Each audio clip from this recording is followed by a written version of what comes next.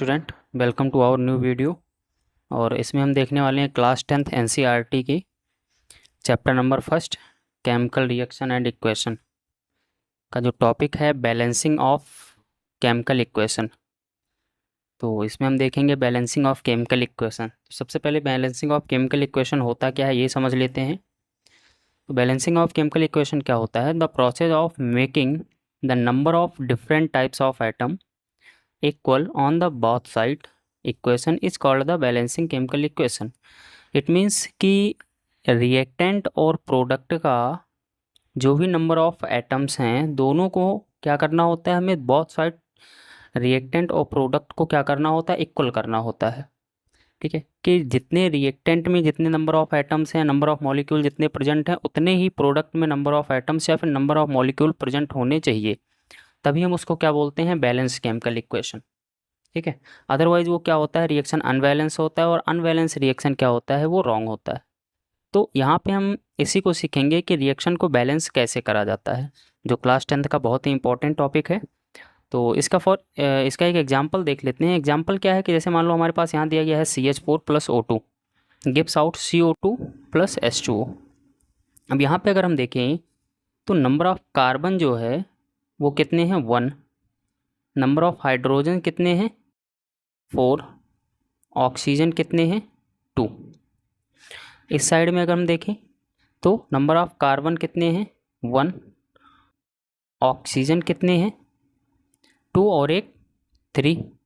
Hydrogen कितने हैं, 2।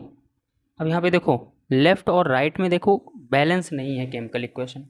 तो इसको बैलेंस करने के लिए क्या करेंगे, इसको मल्टीप्लाई करेंगे। मल्टीप्लाई करने के लिए क्या किया जाएगा, सबसे पहले इसमें ये देखेंगे कि यहाँ पे इसको बैलेंस करते हैं। मान लो अगर कार्बन यहाँ पे कितना है, 1 है, कार्बन इधर भी 1 है, मीन्स कार्बन क्या है, बैलेंस है।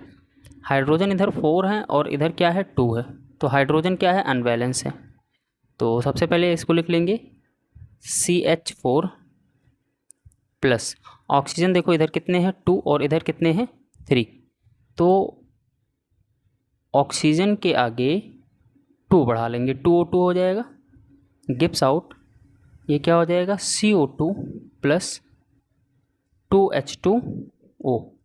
अब ज़रा देखो यहाँ पे कार्बन कितना हो गया, 1, हाइड्रोजन 4, ऑक्सीजन 2, 2 जा 4। रिएक्टेंट में ऑक्सीजन कितने हो गए, 4। अब आते हैं प्रोडक्ट में। प्रोडक्ट में कार्बन कितना है, 1।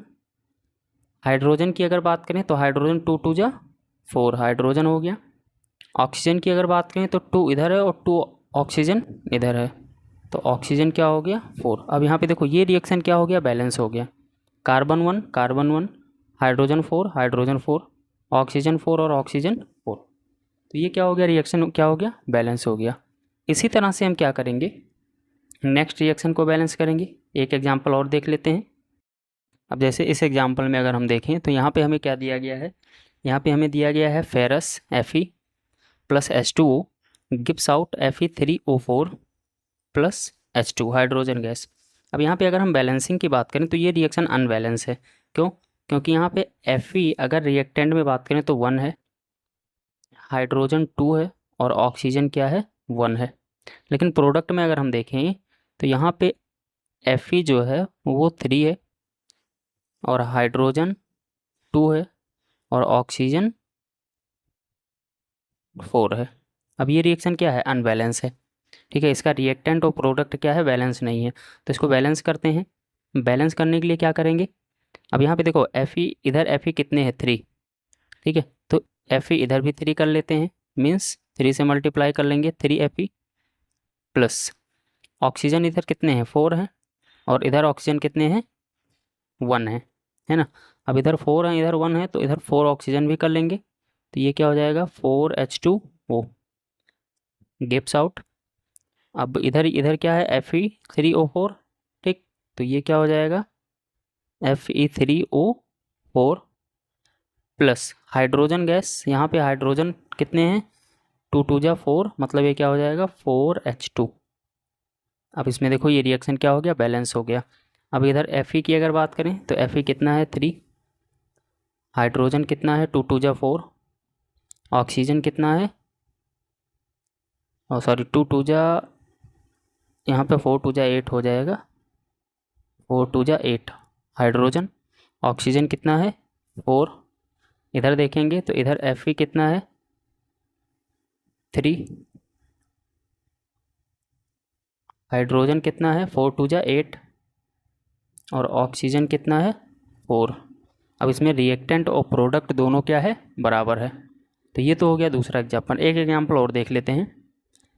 नेक्स्ट एग्जाम्पल क्या है कि जैसे मान लो हमारे पास दिया गया है nitrogen gas plus hydrogen gas मिल करके ये क्या बनाता है NH3 बनाता है, NH3 ये बनाया। अब इसमें अगर हम देखें तो यहाँ पे नाइट्रोजन कितना है N=2 कितने हैं 2, हाइड्रोजन कितने हैं 2 और इधर देखें तो N कितना है 1 है ना, और हाइड्रोजन कितना है 3। मतलब बैलेंस कोई नहीं है, ना तो नाइट्रोजन बैलेंस है ना तो हाइड्रोजन बैलेंस है। इसको बैलेंस करने के लिए क्या करेंगे, अब देखो नाइट्रोजन इधर कितने हैं 1, तो इधर हम कर लेते हैं N2 प्लस हाइड्रोजन को 3 से मल्टीप्लाई कर देंगे 3s2 गिव्स आउट, ये क्या बन जाएगा NH3 आगे 2 लगा लेंगे। अब यहाँ पे ज़रा देखो क्या हो जाएगा नाइट्रोजन 2 हाइड्रोजन 3 2 जा 6, इधर आएंगे नाइट्रोजन 2 हाइड्रोजन 3 2 जा 6, ये हो जाएगा। अब इसमें ये भी क्या हो गया बैलेंस हो गया। ठीक, तो ये था बैलेंसिंग ऑफ केमिकल इक्वेशन। तो इस वीडियो में सिर्फ इतना ही, बाकी नेक्स्ट टॉपिक में नेक्स्ट वीडियो के साथ मिलते हैं। Thank you.